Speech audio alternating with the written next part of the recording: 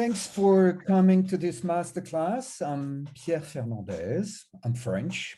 I'm based in Paris, and I work for a global news agency called Agence France Presse, AFP, which is one of the three largest world news agencies in the world.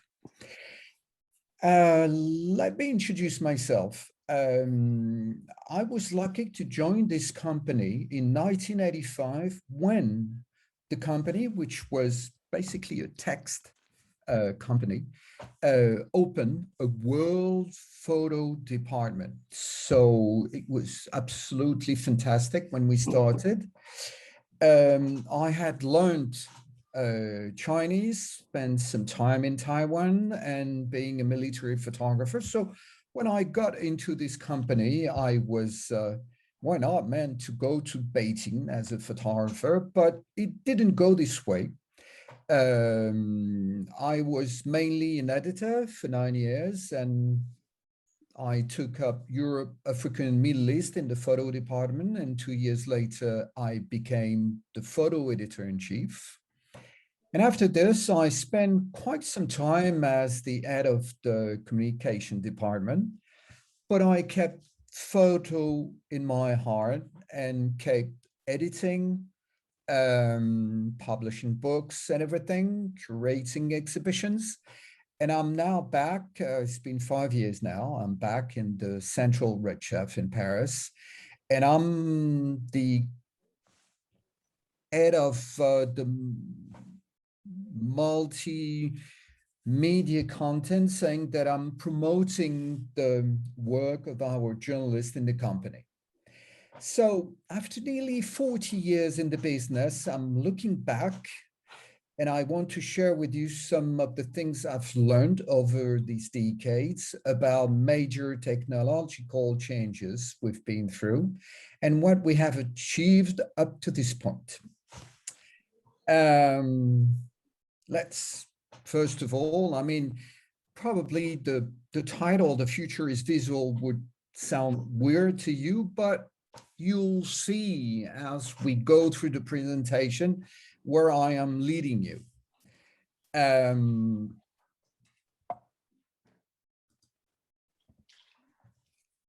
If we go through the major stages of from analog to digital, if we take 1986, this was for this new photo department, an occasion to go fully digital through satellite transmissions at that time, though we were shooting analog on films still. In 92, it was funny to see that we were, and I was covering the Barcelona Olympics, and we were having what we called a magazine package. So I was working from afternoon to morning, from 3 p.m. to 6 a.m. To deliver slides to the client throughout the world. We were bringing packages to international courier service, and it would take 3 days for the people to get the pictures. And we're talking weekly magazines. In 96, I was the one to create on the journalistic side what would become the full digital system in-house. And this was absolutely amazing because we were in 96, 2 years ahead of digital cameras. And when in 1988, the World Cup soccer took place in France, we decided to equip the whole staff with digital cameras, and that was the start.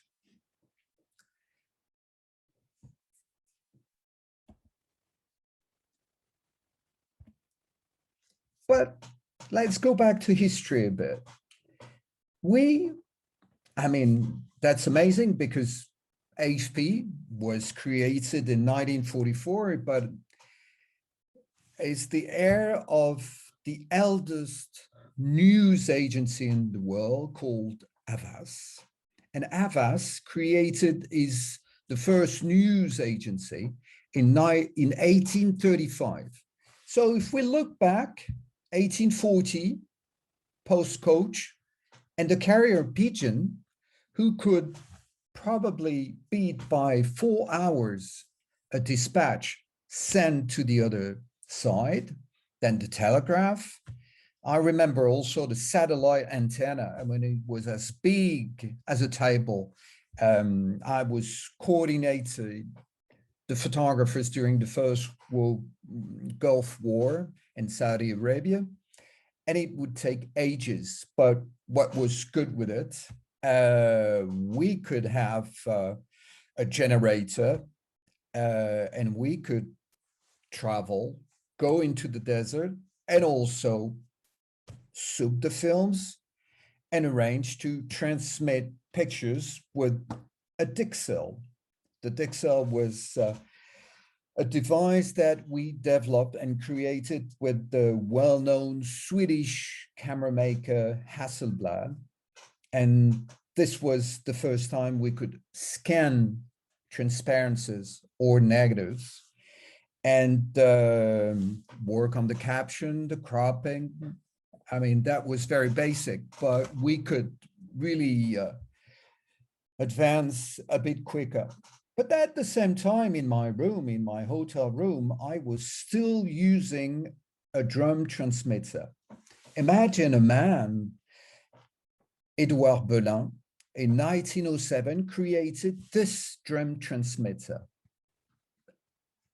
And see, in 1991, I was still using this drum transmitter because somehow the French army was transferring a lab in town somewhere. I mean, they wouldn't say where, but they were bringing prints to us.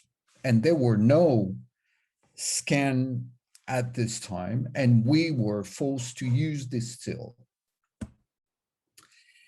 Let's look at the transmission, the speed.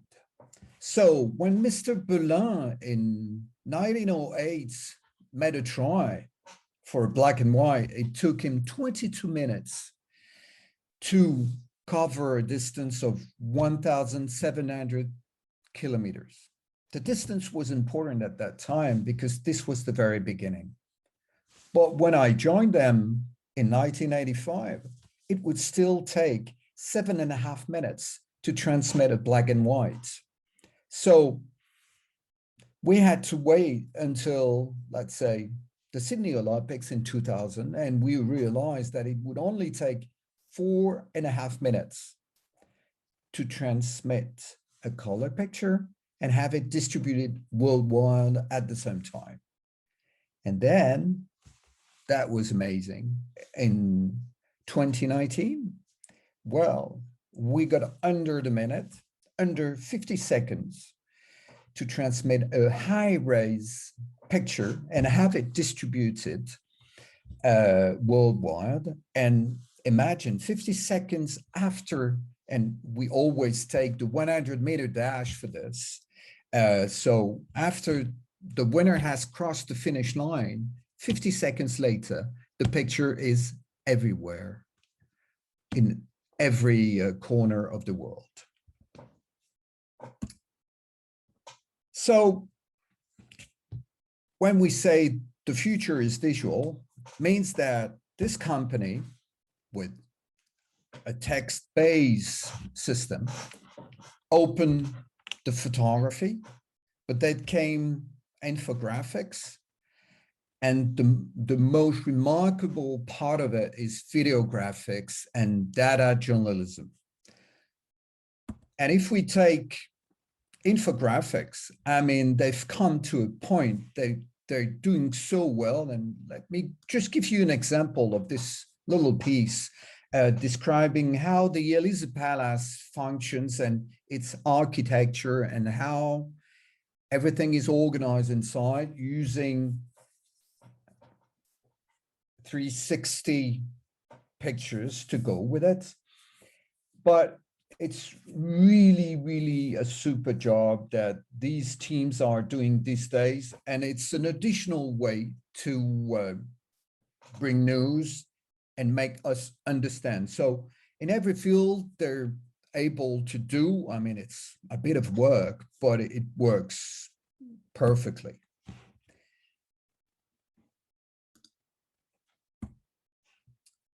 Then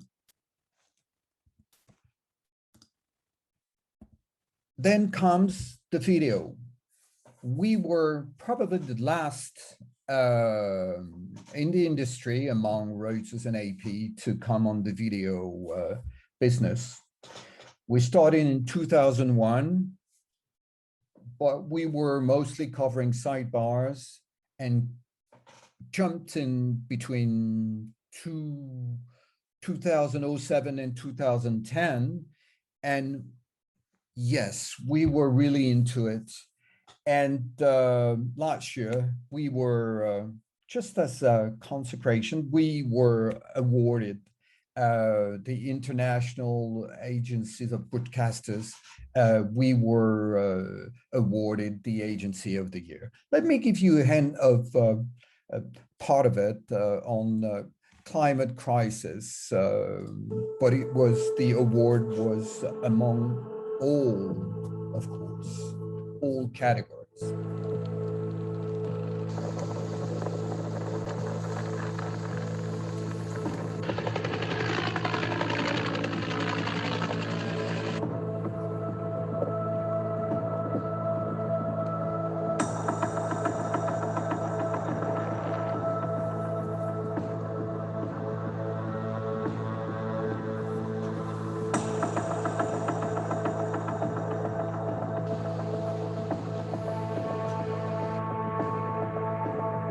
And 2021 were really exceptional years in terms of wildfires. It's a term that gets thrown around a lot, but roller coaster of emotions. I mean, sometimes we're out there spending hours walking through just catastrophic landscapes, hundreds and hundreds of bodies on the ground, koalas, kangaroos, everything.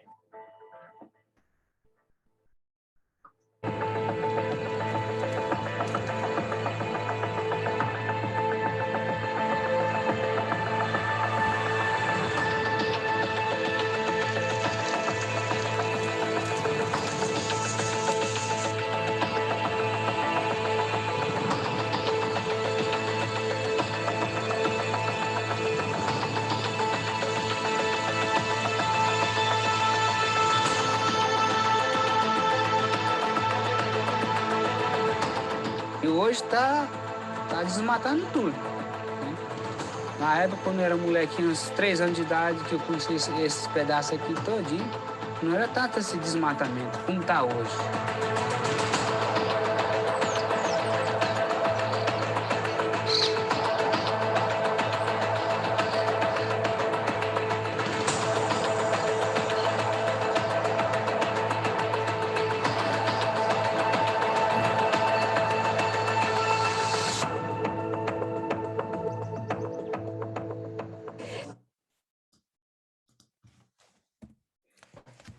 So having discovered these two main and more, I mean, probably one of the most sexiest medium in terms of visual for news, I wanted to take, why not, after this turning point in 1988 on digital photography, say a word about sports and main sport, even the major ones, as it stands as the yardstick for measuring technological progress.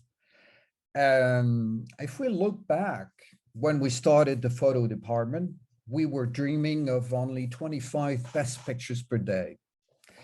But at the turning point of 2000, we had multiplied by 7 the amount of pictures to reach today an average of 3,000 images per day.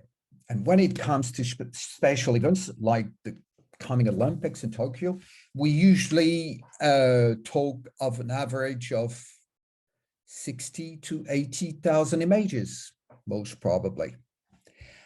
Let's have a look. So when I say this, it's because we have in-house an amazing team innovating and working, testing more efficient way to enrich the angles. So if we take the 100-meter dash, which is truly interesting, even when I was covering these Olympic in Barcelona in 1992, we had already 15 photographers for less than 10 seconds to cover. Here again, we have about the same amount of photographers, but now we have a lot of remote cameras in the stadium, in front, behind, and on the side. And recently, the innovation team with Nikon arranged that from one single device, would it be a tablet or a smartphone, you could probably arrange to guide nearly 10 to 11 cameras at the time.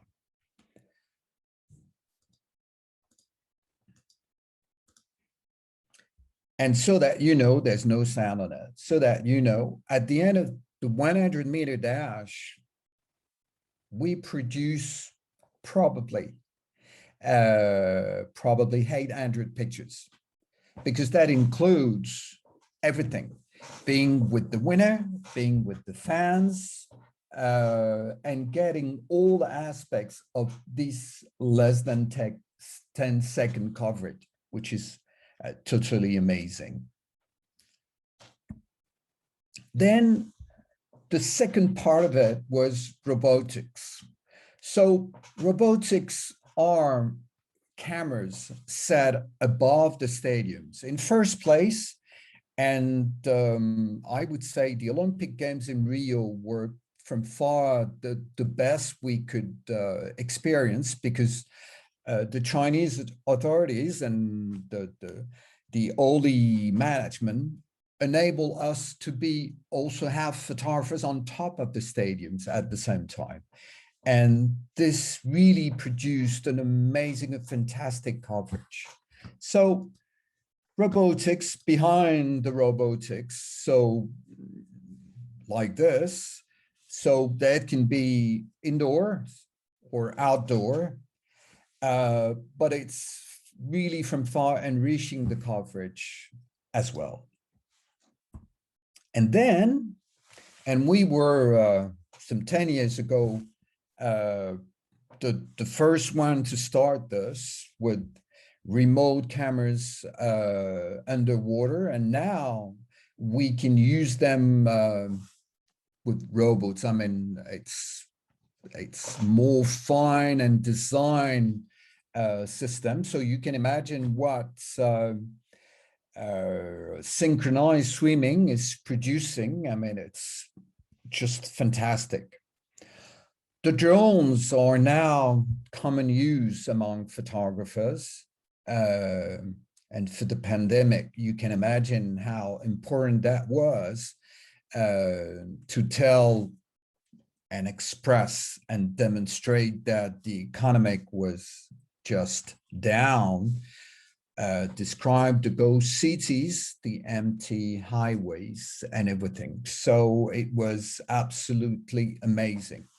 And if we look at this picture from Guillermo Arias, who won many prizes of the caravan, mostly with Honduran migrants, well, what he did with these drone footage were, I mean, what we needed to really understand thousands of people piled up on the road. As well as this, I mean, for those high sea icebergs along the Norwegian coast. And let's jump into the pandemic. and see that suddenly we were on pause. The whole world was on pause. But thanks to our network and having all these journalists based in in these over 200 bureaus in 151 countries, we could go out. We, in 48 hours, moved to, of course, home working. But VJs, photographers kept going in the field, and they found a way to adapt. So usually, I would say reporters, journalists would look like this, but during the pandemic, they would much more look like this as they went to all places, cemeteries, hospitals. They were going into homes, and all started on January 30 in Wuhan, as we were the only international agency to be there with a crew of 3 journalists, 1 reporter, 1 VJ, and 1 photographer. And you've probably seen this picture of the man lying on the street in Wuhan. That was the very beginning of the pandemic. So I'm not going back to what Fabio Bucciarelli, exhibiting in Coimbra at this time, who's done a fantastic job about what people went through, what it did in hospitals and everything. So I'll be probably showing you more of offbeat photographs like this outlet, as they were no mean to go back to the pool. And the guy is blind and hoping to compete in the next Paralympics. He built this tiny pool in front of his house. This is taken in Ireland and done by Paul Faith. This is another one from Rio, of a couple fearing to go out and taking so many precautions and up to be dressed like astronauts. This one of Mohammed Abed in Gaza is beautiful one of a mother trying to educate her children with cabbage to how to wear a mask outdoor. This one of a couple of Bolshoi ballerina training in Moscow. They were training for months, nearly a year, and waiting to go back to the theater. So this was a funny one. And this one was taken in Zurich. That was summer 2020. Fabrice took this one, and it was, you see cardboard fans in the background. It's been like this for ages. And this relay competition was taking place in other places, but only one team was competing in this precise stadium in Zurich. So how weird that was. This one, less than an offbeat, than a beautiful mother and a child being tested in the Amazon. This one of a police inspector trying to educate people to wear masks and do whatever is required to get far, far away from the virus. This one, still by Tarso Saraf in the Amazon, of the first people being vaccinated. This beautiful picture of Said Khatib, of a married couple during the pandemic. And this one, a weird one of a couple, well, The restaurant owner was tasting a new way to protect people from one another. It's been shot by Alain Jocard. The picture was taken in Paris. And this one of Josh Edelson, based in San Francisco, that was shot from above using a drone, of course, and really showing the mark, the circle for proper distancing for people going out in a park. And this one from Piero Cruciati from Italy was a common one, unfortunately. People had sent their portraits and the priest stuck them all, and he was celebrating the mass alone. Before many of them afterwards were filming, doing live coverage of their mass for the worshippers. This one, how weird this one is too, taken in Mecca. We've never seen that before, from Bandar al-Danani. A pretty amazing one. And to end up with this in Manaus by Michael Dentis, these huge cemeteries, and which were really annoying, and only drone pictures could describe this in the end, of course. Nuno, can you tell me if we would have, why not, some questions? For now, no. Okay. For now, you don't have any questions. Okay, so I hope I'm not going too fast. And I would like, why not, to give you probably another example from Tigray about this coverage, because I mean, I remember the time when we were expecting photographers to literally come back from the other side of the world to share with us what had happened there. We were buying weekly news magazine with 10 to 16 page spreads for major stories. Biafra, the Vietnam War, and maybe more. And it's still impressive to see that the Tigray coverage by the end of 2020 was because our team managed to get through this region to bring to the knowledge of everyone, the UN, everyone, what had happened there. I mean, Abiy, the 2019 Nobel Peace Prize winner, announced that he was sending troops into Ethiopia, northernmost Tigray region. He promised the war of law enforcement operation, in his word, would be quick and would cause minimum damage. But that changed late November after our team, including our photographer, Eduardo Suteras, he reported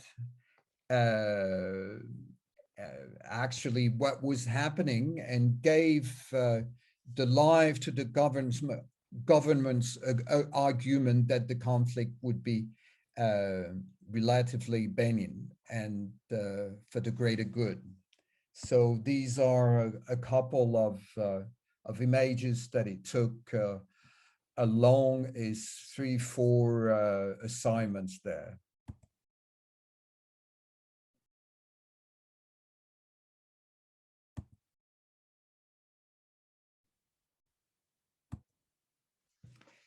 Okay, so we've described this all of how from analog we've switched to the digital era for the good and but also it is bad news because we see more and more misappropriation of images. And this is really worrying. When we were in what we call the phase of Web 1.0, in fact, the reader was allowed a limited interaction. But when Web 2.0 came, suddenly everyone was participating, and I have to say the media were not prepared for that. And in an extremely short time, the tools of our daily life now included tremendous power. So I'm giving you Google, Facebook, YouTube, Twitter, Instagram, Snapchat, TikTok. I mean, all these people came on all these platforms came very quickly and are part of our daily life now. And also mentioning that in addition to these platforms, the iPhone in 2007, which started truly the mobile revolution. So the all-in-one device, the smartphone. So I don't know who's on the other line, but me, I've used all these devices before having them all in my laptop, in my tablet, and in my smartphone. So this enhance of the platforms now, up to now, we were the gatekeeper, but the platforms are going even further since I mean, what can we do? I mean, we cannot be dispensed with. The handover marks a significant difference, really. Where a media were making a mistake, we could judge by ourselves due to the ethical charter within every media. So we knew we would stand responsible for this, and we issued advisory, printed corrections, and all that. But now the platforms, on the other hand, they don't feel responsible for the content that circulates on their channels. No editorial charter, and often no clearly identified legal manager in the country where they have millions of followers. So some key figures just to realize that amazing amount of pictures, and I would say stills or videos. We know that we have at least 3 billion users of at least one social network. 8 billion still and moving imaging uploaded worldwide every day. I mean, that's properly amazing. And if we take from 2016, YouTube passes 1 billion hours of video views per day. I mean, that's incredible. And that leads us to now talk about when we said for the good and the worse. And it's very worrying because the fake is our daily life now. We have since 2017 started to build a fact-checking operation, and we are now the world leader in that field. And I mean, just a hint, and even the map is not updated. I mean, it's incredible the amount of languages we manage to handle and the amount of countries involved these days. If we take only the pandemic, look at these figures, we've had over 3,000 fact-checked stories and probably, I mean, we've gone over probably 1,000 to date. And if you look at YouTube, they start really taking that in account. They've removed 200,000 dangerous and misleading videos. And not talking about Twitter, who's acknowledged that 20% of the content shared on the platform was toxic in nature. If we take examples, I mean, okay, we were producing few images, communication and transmission were very low. Now, fiber satellites bring us to play an enormous role in producing and filing pictures and videos. But at the same time, we knew in the past that, of course, they should be some misappropriation.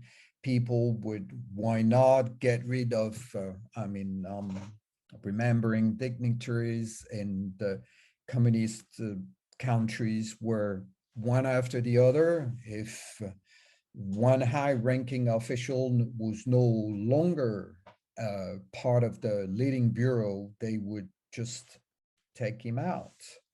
And the family picture would remain the same, but you wouldn't see that person anymore. So that was sporadic. But nowadays, and we have created platforms. So one is called Fact Check, and we have it in many languages. But if we look at this, well, it's funny, but not that much. An elephant carrying a lion cub in its trunk. I mean, it's been played so many times. Even a friend of mine, I saw this on her fake Facebook wall, and I gently sent a reminder and saying, well, this is a fake. This was too good to be true. As for the recent crossfire and conflict between Israel and Palestine, I mean, some couldn't help sending fake pictures. This one was supposed to describe the Al-Aqsa Mosque shattered in 2021. But this wasn't true because that was taken during deadly fighting between Israel and Hamas in Gaza in 2014. So, I mean, this is an ongoing fake world. If you take this video, for example, there's no need that I should play it to you, but it was shared 100,000 times. And it was supposed to take place in France and show a violent migrant. Okay. But our AFP bureau in Moscow discovered that it was shot in Russia, and it showed a drunken man attacking two nurses. So this, from the start, had no relation with any migrant in this situation. And then we come to the deep fake situation. I mean, it's coming, and very cheap app will soon have the ability to produce and help you produce a deep fake. Let's look at this 1 minute or so interview from this expert. Time, even if they would never say those things. So, President Trump is a total and complete dipshit. Now, you see, I would never say these things, at least not in a public address, but someone else would. Someone like Jordan Peele. Did President Obama say those things? No, but it looks pretty realistic. In normal people, you can actually see, if you look closely enough and use the right kind of tools, changes in the coloration based on the pulse of someone's blood flowing through their skin. Those don't occur in deepfake videos.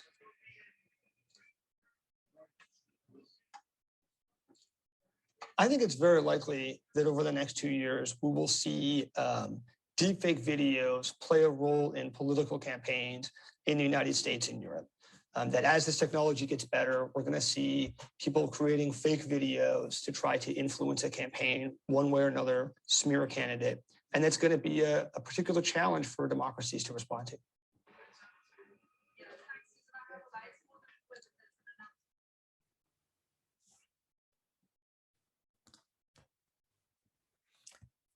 So we're nearly done with this presentation, and I would say that us as professional, we have a strong responsibility. We have to be very cautious. Each of us has to be very cautious and think twice. We too often repost stories that would sound so obvious, so easy, so true, that we should really take some precautions. Use a reverse search just to make sure that this was the right date, the right place. And why not go through the comments? Because usually someone would pop up and say, well, no, this wasn't true. This wasn't taken here or there, but 2 years earlier and so on. So myself, doing some workshop with students and high school pupils. And we often go through this, and people think because a friend posted it, it should be safe. And on the contrary, that's how we spread fake news all the time. Thank you for all your questions anyway, and hope it wasn't too long. And it's, you will admit, very difficult to be every one of us in a room, isolated. It would have been fantastic to be with you all. Maybe next time, I hope. And I wish you the best luck if you're in the photo business. And I would say there's no recipe to join a company like ours, but just a good work that you can show, be available, be creative. That's all I can tell you for now. And again, thank you very much to you all.